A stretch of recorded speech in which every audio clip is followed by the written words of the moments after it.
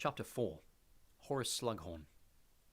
Despite the fact that he had spent every waking moment of the past few days hoping desperately that Dumbledore would indeed come to fetch him, Harry felt distinctly awkward as they set off down Privet Drive together.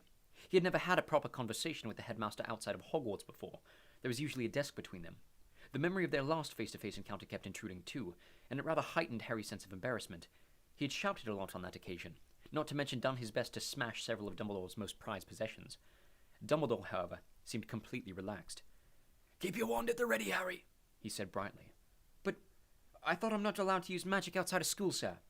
"If there is an attack," said Dumbledore, "I give you permission to use any counter-jinx that might occur to you. However, I do not think you need to worry about being attacked tonight." "Why not, sir?" "You are with me," said Dumbledore simply. "This will do, Harry." He came to an abrupt halt at the end of Privet Drive. "You have not, of course, passed your apparition test," he said. No, said Harry. "I thought you had to be 17. "You do," said Dumbledore. "So you'll need to hold onto my arm very tightly. My left, if you don't mind. As you've noticed, my wand arm is a little fragile at the moment." Harry gripped Dumbledore's preferred forearm. "Very good," said Dumbledore. "Well, here we go." Harry felt Dumbledore's arm twist away from him and redoubled his grip. The next thing he knew, everything went black. He was being pressed very hard from all directions. He could not breathe. There were iron bands tightening around his chest. His eyeballs were being forced back into his head. His eardrums were being pushed deeper into his skull. And then he gulped great lungfuls of cold night air and opened his streaming eyes. He felt as though he had just been forced through a very tight rubber tube. It was a few seconds before he realized that Privet Drive had vanished. He and Dumbledore were now standing in what appeared to be a deserted village square, in the center of which stood an old war memorial and a few benches. His comprehension catching up with his senses, Harry realized that he had just apparated for the first time in his life. "Are you all right?" asked Dumbledore, looking down at him solicitously. "The sensation does take some getting used to." "I'm fine," said Harry, rubbing his ears, which felt as though they had left Privet Drive rather reluctantly. "But I think I might prefer brooms." Dumbledore smiled, drew his traveling cloak a little more tightly around his neck, and said, "This way." He set off at a brisk pace, past an empty inn and a few houses. According to a clock on a nearby church, it was almost midnight. "So tell me, Harry," said Dumbledore, "your scar, has it been hurting at all?" Harry raised a hand unconsciously to his forehead and rubbed a lightning-shaped mark. "No," he said, and I've been wondering about that. I thought it would be burning all the time now Voldemort's getting so powerful again." He glanced up at Dumbledore and saw that he was wearing a satisfied expression. "I, on the other hand, thought otherwise," said Dumbledore. "Lord Voldemort has finally realized the dangerous access to his thoughts and feelings you've been enjoying. It appears that he is now employing occlumency against you." "Well, I'm not complaining," said Harry, who missed neither the disturbing dreams nor the startling flashes of insight into Voldemort's mind. They turned a corner passing a telephone box and a bus shelter. Harry looked sideways at Dumbledore again. "Professor." "Harry." Where exactly are we?" "Harry, this is the charming village of Budley Babberton." "And what are we doing here?" Yes, of course. I haven't told you," said Dumbledore. "Well, I've lost count the number of times I've said this in recent years, but we are once again one member of staff short. We are here to persuade an old colleague of mine to come out of retirement and return to Hogwarts." "How can I help with that, sir?" "Oh, I think we'll find a use for you," said Dumbledore vaguely. "Left here, Harry." They proceeded up a steep, narrow street lined with houses. All of the windows were dark. The odd chill that had lain over Privet Drive for 2 weeks persisted here, too. Thinking of Dementors, Harry cast a look over his shoulder and grasped his wand reassuringly in his pocket. "Professor, why couldn't we just apparate directly into your old colleague's house?" "Because it would be quite as rude as kicking the front door down," said Dumbledore. "Courtesy dictates that we offer fellow wizards the opportunity of denying us entry. In any case, most wizard dwellings are magically protected from unwanted apparators. At Hogwarts, for instance." You can't apparate anywhere inside the building or the grounds," said Harry quickly. "Hermione Granger told me." "And she is quite right. We turn left again." The church clock chimed midnight behind them. Harry wondered why Dumbledore did not consider it rude to call on his old colleague so late, but now that the conversation had been established, he had more pressing questions to ask. "Sir, I saw in the Daily Prophet that Fudge has been sacked." "Correct," said Dumbledore, now turning up a steep side street. "He has been replaced, as I'm sure you also saw, by Rufus Scrimgeour, who used to be head of the Auror Office." "Is he... Do you think he's good?" asked Harry.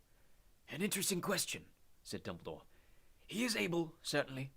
A more decisive and forceful personality than Cornelius. Yes, but I meant... I know what you meant. Rufus is a man of action, and, having fought dark wizards for most of his working life, does not underestimate Lord Voldemort. Harry waited, but Dumbledore did not say anything about the disagreement with Scrimgeour that the Daily Prophet had reported, and he did not have the nerve to pursue the subject, so he changed it. And, sir, I saw about Madame Bones. Yes, said Dumbledore quietly. A terrible loss. She was a great witch. Just up here, I think. Ouch! He had pointed with his injured hand. Professor, what happened to your... I have no time to explain now, said Dumbledore. It is a thrilling tale. I wish to do it justice. He smiled at Harry, who understood that he was not being snubbed and that he had permission to keep asking questions. Sir, I got a Ministry of Magic leaflet by Owl about security measures we should all take against the Death Eaters. Yes, I received one myself, said Dumbledore, still smiling. Did you find it useful? Not really. No, I thought not. You have not asked me, for instance, what is my favorite flavor of jam, to check that I am indeed Professor Dumbledore and not an impostor. I didn't... Harry began, not entirely sure whether he was being reprimanded or not. For future reference, Harry, it is raspberry. Though, of course, if I were a Death Eater, I would have been sure to research my own jam preferences before impersonating myself. Right, said Harry. Well, on that leaflet, it said something about inferi. What exactly are they? The leaflet wasn't very clear. They are corpses, said Dumbledore calmly. Dead bodies that have been bewitched to do a dark wizard's bidding. Inferi have not been seen for a long time, however, not since Voldemort was last powerful. He killed enough people to make an army of them, of course. This is the place, Harry, just here. They were nearing a small, neat stone house set in its garden. Harry was too busy digesting the horrible idea of inferi to have much attention left for anything else, but as they reached the front gate, Dumbledore stopped dead and Harry walked into him. Oh dear. Oh dear, dear, dear. Harry followed his gaze up the carefully tended front path and felt his heart sink. The front door was hanging off its hinges. Dumbledore glanced up and down the street. It seemed quite deserted. Wand out, and follow me, Harry, he said quietly. He opened the gate and walked swiftly and silently up the garden path, Harry at his heels, then pushed the front door very slowly, his wand raised and at the ready. Lumos. Dumbledore's wand tip ignited, casting its light up a narrow hallway. To the left, another door stood open. Holding his illuminated wand aloft, Dumbledore walked into the sitting room with Harry right behind him. A scene of total devastation met their eyes. A grandfather clock lay splintered at their feet, its face cracked, its pendulum lying a little farther away like a dropped sword. A piano was on its side, its keys strewn across the floor. The wreckage of a falling chandelier glittered nearby. Cushions lay deflated, feathers oozing from slashes in their sides. Fragments of glass and china lay like powder over everything. Dumbledore raised his wand even higher, so that its light was thrown upon the walls, where something darkly red and gluttonous was splattered over the wallpaper. Harry's small intake of breath made Dumbledore look around. Not pretty, is it? He said heavily. Yes. Something horrible has happened here. Dumbledore moved carefully into the middle of the room, scrutinizing the wreckage at his feet. Harry followed, gazing around, half scared of what he might see hidden behind the wreck of the piano or the overturned sofa, but there was no sign of a body. Maybe there was a fight and they dragged him off, Professor, Harry suggested, trying not to imagine how badly wounded a man would have to be to leave those stains spattered halfway up the walls. I don't think so, said Dumbledore quietly, peering behind an overstuffed armchair lying on its side. You mean he's... Still here somewhere? Yes. And without warning, Dumbledore swooped, plunging the tip of his wand into the seat of an overstuffed armchair, which yelled, Ouch! Good evening, Horace, said Dumbledore, straightening up again. Harry's jaw dropped. Where a split second before there had been an armchair, there now crouched an enormously fat, bald old man who was massaging his lower belly and squinting up at Dumbledore with an aggrieved and watery eye. There was no need to stick the wand in that hard, he said gruffly, clambering to his feet. It hurt! The wand light sparkled on his shiny pate. His prominent eyes, his enormous silver walrus-like moustache, and the highly polished buttons on the maroon velvet jacket he was wearing over a pair of lilac silk pajamas. The top of his head barely reached Dumbledore's chin. What gave it away? He grunted as he staggered to his feet, still rubbing his lower belly. He seemed remarkably unabashed for a man who had just been discovered pretending to be an armchair. My dear Horace, said Dumbledore, looking amused, if the Death Eaters really had come to call, the dark mark would have been set over the house. The wizard clapped a pudgy hand to his vast forehead. The dark mark, he muttered. Knew there was something. Well, wouldn't have had time anyway. I'd only just put the finishing touches to my upholstery when you had entered the room. He heaved a great sigh that made the ends of his moustache flutter. Would you like my assistance in clearing up? asked Dumbledore politely. Please, said the other. They stood back to back, the tall, thin wizard and the short, round one, and waved their wands in one identical sweeping motion. The furniture flew back to its original places. Ornaments reformed in midair. Feathers zoomed into their cushions. Torn books repaired themselves as they landed upon their shelves. Oil lanterns soared onto side tables and reignited. A vast collection of splintered silver picture frames flew glitteringly across the room and alighted, whole and untarnished, upon a desk. Rips, cracks, and holes healed everywhere, and the walls wiped themselves clean. What kind of blood was that, incidentally? asked Dumbledore loudly over the chiming of the newly unsmashed grandfather clock. On the walls! Dragon! Shouted the wizard called Horace, as with a deafening grinding and tinkling, the chandelier screwed itself back into the ceiling. There was a final plunk from the piano, and then silence. Yes, dragon, repeated the wizard conversationally. My last bottle, and prices are sky high at the moment. Still, it might be reusable. He stumped over to a small crystal bottle standing on top of a sideboard and held it up to the light, examining the thick liquid within. A bit dusty. He set the bottle back on the sideboard and sighed. It was then that his gaze fell upon Harry. Oh, he said, his large round eyes flying to Harry's forehead and the lightning-shaped scarlet ball. Oh! This, said Dumbledore, moving forward to make the introduction, is Harry Potter. Harry, this is an old friend and colleague of mine, Horace Slughorn. Slughorn turned on Dumbledore, his expression shrewd. So that's how you thought you'd persuade me, is it? Well, the answer's no, Albus. He pushed past Harry, his face turned resolutely away with the air of a man trying to resist temptation.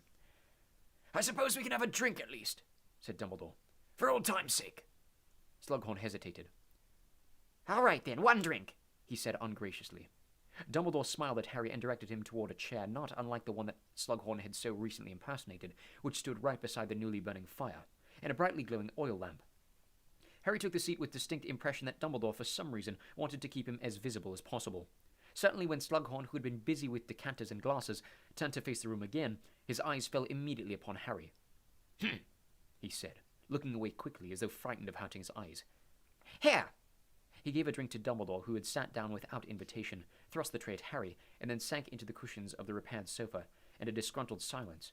His legs were so short they did not touch the floor. Well, how have you been keeping, Horace? Dumbledore asked. Not so well, said Slughorn at once. Weak chest, wheezy, rheumatism too. Can't move like I used to. Well, that's to be expected. Old age, fatigue. And yet, you've moved fairly quickly to prepare such a welcome for us at such short notice, said Dumbledore. You can't have had more than 3 minutes' warning. Slughorn said half irritably, half proudly. 2. Didn't hear my intruder charm go off. I was taking a bath, still, he added sternly, seeming to pull himself back together again. The fact remains that I'm an old man, Albus, a tired old man who's earned the right to a quiet life and a few creature comforts. He certainly had those, thought Harry. Looking around the room, it was stuffy and cluttered, yet nobody could say it was uncomfortable. There were soft chairs and footstools, drinks and books, boxes of chocolates and plump cushions. If Harry had not known who lived there, he would have guessed at a rich, fussy old lady. You're not as old as I am, Horace, said Dumbledore. Well, maybe you ought to think about retirement yourself, said Slughorn bluntly. His pale gooseberry eyes had found Dumbledore's injured hand. Reactions not what they were, I see. You're quite right, said Dumbledore serenely, shaking back his sleeve to reveal the tips of those burned and blackened fingers. The sight of them made the back of Harry's neck prickle unpleasantly. I am undoubtedly slower than I was, but on the other hand... He shrugged and spread his hands wide, as though to say that age had its compensations, and Harry noticed a ring on his uninjured hand that he had never seen Dumbledore wear before. It was large, rather clumsily made of what looked like gold, and was set with a heavy black stone that had cracked down the middle. Slughorn's eyes lingered for a moment on the ring too, and Harry saw a tiny frown momentarily crease his wide forehead. So, all these precautions against intruders, Horace, are they for the Death Eater's benefit, or mine? Asked Dumbledore. What would the Death Eaters want with a poor, broken-down old buffer like me? Demanded Slughorn. I imagine that they would want to turn your considerable talents to coercion, torture, and murder, said Dumbledore. Are you really telling me they haven't come recruiting yet? Slughorn eyed Dumbledore balefully for a moment, then muttered, I haven't given them the chance. I've been on the move for a year, never stay in one place more than a week. Moved from Muggle House to Muggle House. The owners of this place are on holiday in the Canary Islands, and it's been very pleasant. I'll be sorry to leave. It's quite easy, once you know how. One simple freezing charm on these absurd burglar alarms they use instead of sneakoscopes, and make sure the neighbors don't spot you bringing in the piano. Ingenious, said Dumbledore. But it sounds a rather tiring existence for a broken-down old buffer in search of a quiet life. Now, if you were to return to Hogwarts..." If you're going to tell me my life would be more peaceful at that pestilent school, you can save your breath, Albus. I might have been in hiding, but some funny rumors have reached me since Dolores Umbridge left, if that's how you treat teachers these days. "Professor Umbridge ran afoul of our centaur herd," said Dumbledore. "I think you, Horace, would have known better than to stride into the forest and call a horde of angry centaurs filthy half-breeds." "That's what she did she?" said Slughorn. "Idiotic woman. Never liked her." Harry chuckled, and both Dumbledore and Slughorn looked round at him. Sorry, Harry said hastily. It's just, I didn't like it either. Dumbledore stood up rather suddenly. "Are you leaving?" asked Slughorn at once, looking hopeful. "No, I was considering whether I might use your bathroom," said Dumbledore. "Oh," said Slughorn, clearly disappointed. "Second on the left, down the hall." Dumbledore strode from the room. Once the door had closed behind him, there was silence. After a few moments, Slughorn got to his feet, but seemed uncertain what to do with himself. He shot a furtive look at Harry, then crossed to the fire and turned his back on it, warming his wide behind. "Don't think I don't know why he's brought you," he said abruptly. Harry merely looked at Slughorn. His watery eyes slid over Harry's scar, this time taking the rest of his face. "You look very much like your father." "Yeah, I've been told," said Harry. "Except for your eyes. You've got—" "My mother's eyes, yeah." Harry had heard it so often he found it a bit wearing. "Yes, well, you shouldn't have favourites as a teacher, of course, but she was one of mine. Your mother," Slughorn added, in answer to Harry's questioning look. "Lily Evans, one of the brightest I ever taught. Vivacious, you know, charming girl. I used to tell her she ought to have been in my house. Very cheeky answers I used to get back to." "Which was your house?" "I was head of Slytherin House," said Slughorn. "Oh, now," he went on quickly, seeing the expression on Harry's face and wagging a stubby finger at him. "Don't go holding that against me. You'll be a Gryffindor like her, I suppose. Yes, it usually goes on in families. Not always, though. Ever heard of Sirius Black? You must have done. Been in the papers for the last couple of years. Died a few weeks ago." It was as though an invisible hand had twisted Harry's intestines and held them tight. "Well, anyway, he was a big pal of your father's at school. The whole Black family had been in my house, but Sirius ended up in Gryffindor. Shame. He was a talented boy. I got his brother Regulus when he came along, but I'd like to have had the set." He sounded like an enthusiastic collector who'd been outbid at auction. Apparently lost in memories, he gazed at the opposite wall, turning idly on the spot to ensure an even heat on his backside. "Your mother was Muggle-born, of course. Couldn't believe it when I found out. Thought she must have been pure-blood. She was so good." "One of my best friends is Muggle-born," said Harry. "And she's the best in our year." "Funny how that happens sometimes, isn't it?" said Slughorn. "Not really," said Harry coldly. Slughorn looked down at him in surprise. "You mustn't think I'm prejudiced," he said. No. Haven't I just said your mother was one of my all-time favourite students? And there was Dirk Cresswell in the year after her, too. Now head of the Goblin Liaison Office, of course. Another Muggle-born, a very gifted student, and it still gives me excellent inside information on all the goings-on at Gringotts." He bounced up and down a little, smiling in a self-satisfied way, and pointed at the many glittering photograph frames on the dresser, each peopled with tiny moving occupants. "All ex-students, all signed. You noticed Barnabas Cuff, editor of the Daily Prophet. He's always interested to hear my take on the day's news, and Ambrosius Flume of Honeydukes, a hamper every birthday, and all because I was able to give him an introduction to Caesarion Harkis, who gave him his first job. And at the back, you'll see her if you just crane your neck. That's Gwenna Jones, who of course captains the Holyhead Harpies. People are always astonished to hear I'm on first-name terms with the Harpies, and free tickets whenever I want them." The thought seemed to cheer him up enormously. "And all these people know where to find you, to send you stuff?" asked Harry, who could not help wondering why the Death Eaters had not yet tracked down Slughorn, if hampers of sweets, Quidditch tickets, and visitors craving his advice and opinions could find him. The smile slid from Slughorn's face as quickly as the blood from his walls. "Of course not," he said, looking down at Harry. "I've been out of touch with everybody for a year." Harry had the impression that the words shocked Slughorn himself. He looked quite unsettled for a moment, then he shrugged. "Still, the prudent wizard keeps his head down in such times. All very well for Dumbledore to talk, but taking up a post at Hogwarts just now would be a tantamount to declaring my public allegiance to the Order of the Phoenix. Oh, well, I'm sure they're very admirable and brave and all the rest of it. I don't personally fancy the mortality rate." "You don't have to join the Order to teach at Hogwarts," said Harry, who could not quite keep a note of derision out of his voice. It was hard to sympathize with Slughorn's cosseted existence when he remembered Sirius crouching in a cave and living on rats. "Most of the teachers aren't in it, and none of them has ever been killed, well, unless you count Quirrell, and he got what he deserved, seeing as he was working with Voldemort." Harry had been sure Slughorn was one of those wizards who could not bear to hear Voldemort's name spoken aloud, and was not disappointed. Slughorn gave a shudder and a squawk of protest, which Harry ignored. I reckon the staff are safer than most people while Dumbledore's headmaster. He's supposed to be the only one Voldemort ever feared, isn't he? Harry went on. Slughorn gazed into space for a moment or two. He seemed to be thinking over Harry's words. Well, yes, it's true that he who must not be named has never sought a fight with Dumbledore, He muttered grudgingly. and I suppose one could argue that, as I have not joined the Death Eaters, he who must not be named can hardly count me a friend, in which case I might well be safer a little closer to Albus.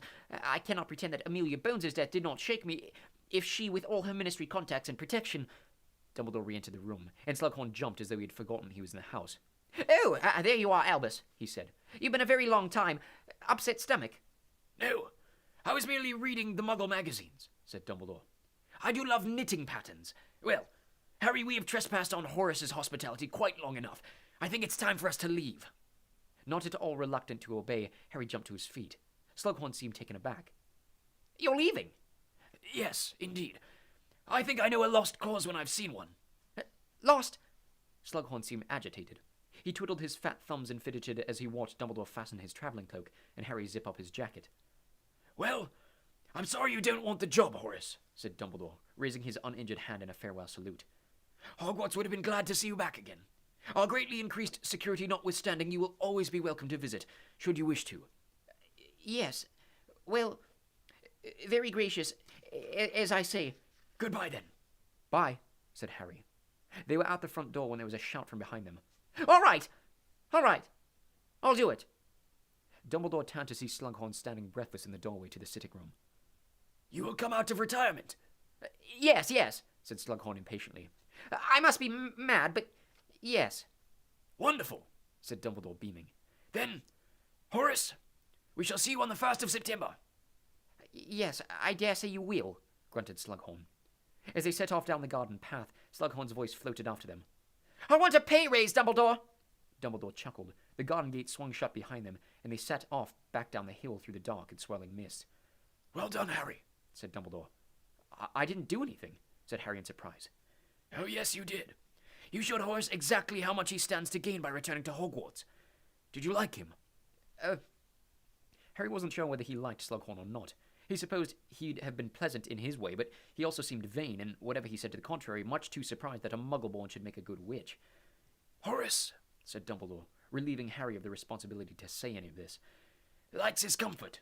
He also likes the company of the famous, the successful, and the powerful. He enjoys the feeling that he influences these people. He's never wanted to occupy the throne himself. He prefers the back seat, more room to spread out, you see. He used to handpick favorites at Hogwarts, sometimes for their ambition or their brains, sometimes for their charm or their talent. He had an uncanny knack for choosing those who would go on to become outstanding in their various fields. Horace formed a kind of club of his favorites with himself at the center, making introductions, forging useful contacts between members, and always reaping some kind of benefit in return. Whether a free box of his favorite crystallized pineapple, or the chance to recommend the next junior member of the Goblin Liaison Office. Harry had a sudden and vivid mental image of a great swollen spider, spinning a web around it, twitching a thread here and there, to bring its large and juicy flies a little closer. I tell you all this, Dumbledore continued, not to turn you against Horace, or, as we must now call him, Professor Slughorn, but to put you on your guard. He will undoubtedly try to collect you, Harry. You would be the jewel of his collection, the boy who lived, or as they call you these days, the chosen one. At these words, a chill that had nothing to do with the surrounding mist stole over Harry. He was reminded of words he had heard a few weeks ago, words that had a horrible and particular meaning to him. Neither can live while the other survives. Dumbledore had stopped walking, level with the church they had passed earlier. This will do, Harry. If you will grasp my arm. Braced this time, Harry was ready for the apparition, but still found it unpleasant. When the pressure disappeared and he found himself able to breathe again, he was standing in a country lane beside Dumbledore and looking ahead to the crooked silhouette of his second favorite building in the whole world, the Burrow. In spite of the feeling of dread that had just swept through him, his spirits could not help but lift at the sight of it. Ron was in there, and so was Mrs. Weasley, who could cook better than anyone he knew. If you don't mind, Harry, said Dumbledore, as they passed through the gate, I'd like a few words with you before we part. In private. Perhaps in here. Dumbledore pointed to a run-down stone outhouse where the Weasleys kept their broomsticks. A little puzzled, Harry followed Dumbledore through the creaking door into a space a little smaller than the average cupboard. Dumbledore illuminated the tip of his wand so that it glowed like a torch, and smiled down at Harry. I hope you will forgive me for mentioning it, Harry, but I am pleased and a little proud at how well you seem to be coping after everything that happened at the Ministry. Permit me to say that I think Sirius would have been proud of you. Harry swallowed. His voice seemed to have deserted him. He did not think he could stand to discuss Sirius. It had been painful enough to hear Uncle Vernon say, "His godfather's dead," and even worse to hear Sirius's name thrown casually by Slughorn. It was cruel, said Dumbledore softly, that you and Sirius had such a short time together. A brutal ending to what should have been a long and happy relationship. Harry nodded, his eyes fixed resolutely on the spider now climbing Dumbledore's hat. He could tell that Dumbledore understood, that he might even suspect that, until his letter arrived, Harry had spent nearly all his time at the Dursleys lying on his bed, refusing meals, and staring at the misted window, full of the chill emptiness that he had come to associate with Dementors. "It's just hard," Harry said finally, in a low voice, "to realize he won't write to me again." His eyes burned suddenly and he blinked. He felt stupid for admitting it, but the fact that he had had someone outside Hogwarts who cared what happened to him, almost like a parent, had been one of the best things about discovering his godfather. And now the post owls would never bring him that comfort again. Sirius represented much to you that you had never known before, said Dumbledore gently. Naturally, the loss is devastating. But while I was at the Dursleys, interrupted Harry, his voice growing stronger, I realized I can't shut myself away or crack up. Sirius wouldn't have wanted that, would he? And anyway, life's too short. Look at Madame Bones or at Emmeline Vance.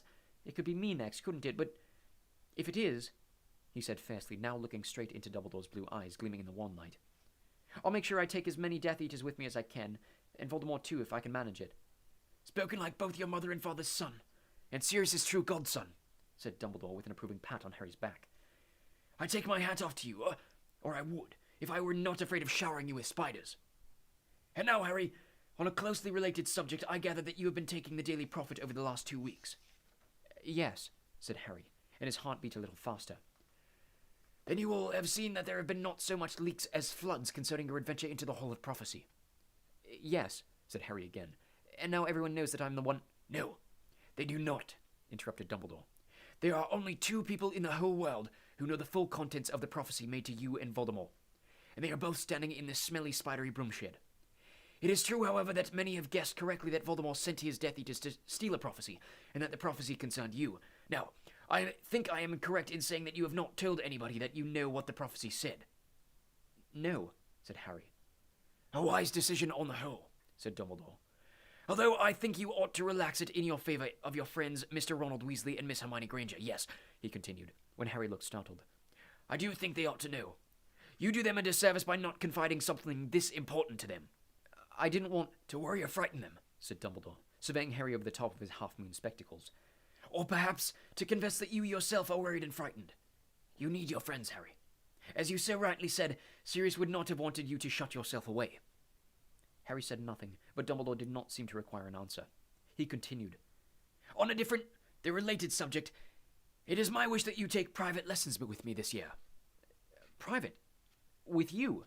Said Harry, surprised out of his preoccupied silence. Yes. I think it is time that I took a greater hand in your education. What will you be teaching me, sir? Oh, a little of this, a little of that, said Dumbledore airily. Harry waited hopefully, but Dumbledore did not elaborate, so he asked something else that had been bothering him slightly. If I'm having lessons with you, I won't have to do occlumency lessons with Snape, will I? Professor Snape, Harry.